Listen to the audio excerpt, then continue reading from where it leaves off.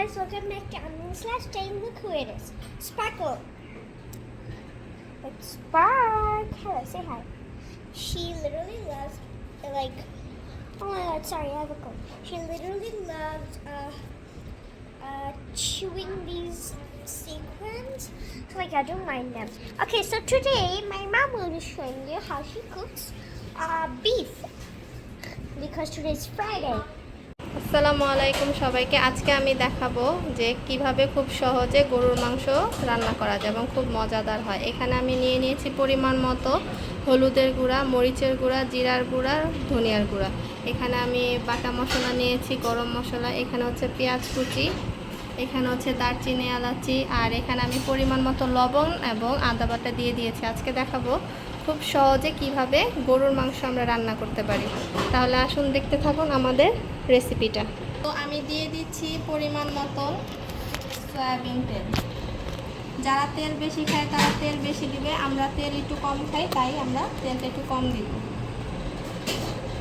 এখানে আমি দিয়ে দিচ্ছি মরিচ গুঁড়া। আমি বলেছিলাম ফার্স্টেই যে এখানে পরিমাণ মতো হলুদ গুঁড়া, মরিচের গুঁড়া, ধনিয়ার গুঁড়া, জিরার গুঁড়া নিয়ে নিয়েছি। এখানে হচ্ছে গরম মশলা।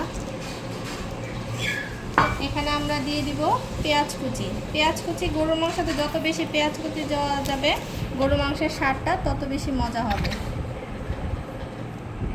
এখানে দিয়ে দিচ্ছি পরিমাণ মতো গরম মশলা বাটা। এটা আসলে আপনাদের স্কিপ করতে পারেন, এটা ইচ্ছা যে যেভাবে খায়।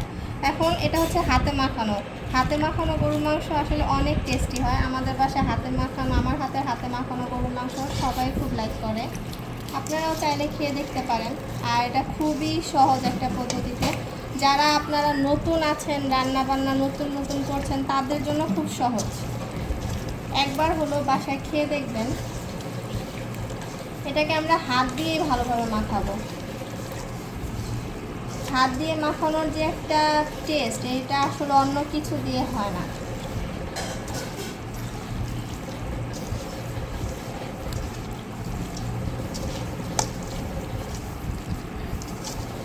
এখন এটা আমরা চুলোয় দিয়ে দিব কষানোর জন্য।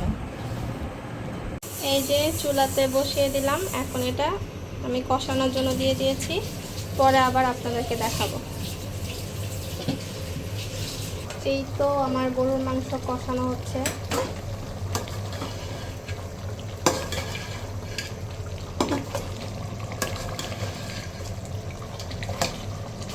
দেখতে কি সুন্দর দেখাচ্ছে, তাই না? তাহলে একবারে শেষে আসবো, পুরোপুরি কমপ্লিট করে গরুর মাংসটা রান্না হয়ে গেলে তারপরে আপনাদেরকে দেখাবো। গরুর মাংস সবসময় ভালো করে কষাতে হবে। গরুর মাংস যত কষাবেন ততই গরুর মাংসের স্বাদটা ফিরে আসবে আর অনেক জুসি হবে। আমি আপনাদেরকে যেভাবে সহজ পদ্ধতিটা দেখিয়েছি, এভাবে যদি আপনারা বাসায় গরুর মাংস ট্রাই করেন, খেতেও খুব ভালো লাগবে এবং গরুর মাংসটা খুব জুসি হবে।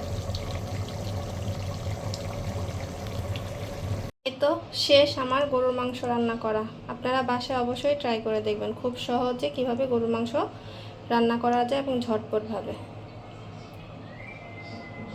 ঠিক আছে, তাহলে যদি ভালো লেগে থাকে অবশ্যই আমার চ্যানেলটাকে সাবস্ক্রাইব করে যাবেন এবং একটা লাইক দিয়ে যাবেন। আল্লাহ হাফেজ।